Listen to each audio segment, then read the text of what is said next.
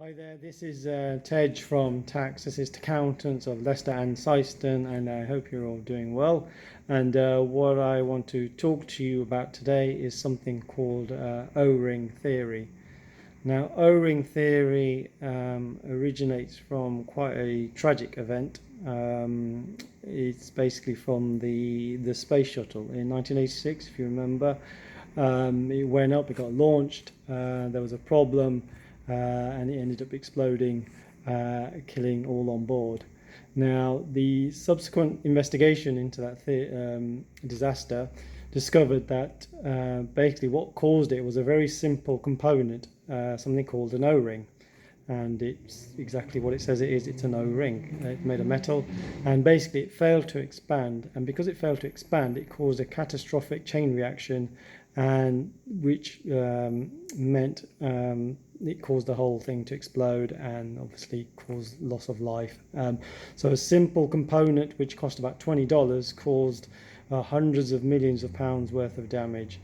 Now, O-ring theory was proposed by a professor of economics, Michael Kramer, in 1993. And basically, he looked at this disaster and basically came up with a theory which can be applied to economics, which is his field, but also can be applied to production processes or organizations or any kind of task, really. And basically, what it looks at is basically saying that the most simple element or the most simple component must be of high quality if you are going to have a high quality end result. So in this example of the space shuttle, like I said, it was such a simple component and cost very little in money terms, but because it wasn't quite right, it caused a massive chain reaction and a massive loss of life. So it had disastrous consequences. Obviously, you know, in our lives, we're not going to get anywhere kind of near that kind of level of disaster, obviously. But you can see the theory in it. So basically, what he's saying is, I suppose, look at the weakest link in your organization, in your production process, whatever it is. I'm going to take the example of a business instead. So he's saying, look at the weakest point in your business, perhaps, and basically concentrate on making that high quality, because then that will have an effect on everything else you do and the end result that you're hoping for. If you choose to neglect that small element, you won't get the result you wish for. Also, what he stipulates is that you don't overcompensate in other areas to make up for that weakness.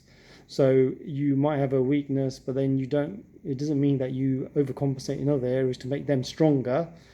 In order to negate that weakness will still remain. So basically, whatever is the weak point in your organization or process, you look at that first, get that better, and then that will have a knock-on effect on everything else, and you will achieve a result which is far greater.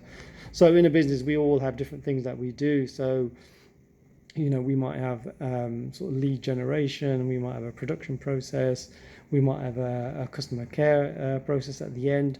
So what it's encouraging us to do is to look at all these processes that in our business and identify those weak points and concentrate on making those weak points of higher quality, and basically that will have an effect on everything else. So in your own businesses, think of what is the O-ring in your business, basically. Concentrate on making that better, making that stronger, and that will have a compound effect on the rest of your business or your production process or whatever it may be. And that's basically what O-ring theory is. So I hope you have found that useful. I hope you can apply that to your organization as well, and you can identify the O-rings. Okay, that's all for now. Thank you.